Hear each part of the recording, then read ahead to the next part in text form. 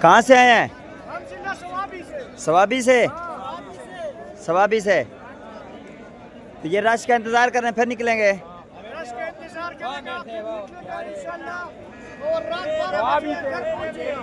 कुछ सीखा है माशाल्लाह यहाँ पर? अल्हम्दुलिल्लाह बहुत कुछ सीखे। ईमान की मजबूती अल्हम्दुलिल्लाह। और नफ्स के ऊपर कंट्रोल करना।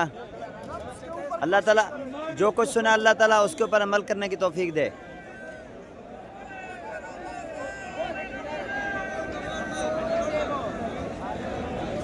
आप लोग पहली दफा आए हैं? पहली दफा आए हैं? नहीं, हम 2 दफा आए। दूसरी दफा है? हाँ हाँ।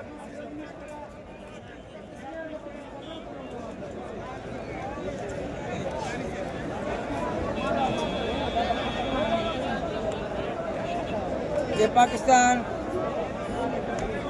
कौम जो के मरकज से दवा होने के बाद रवाना हो रहे हैं।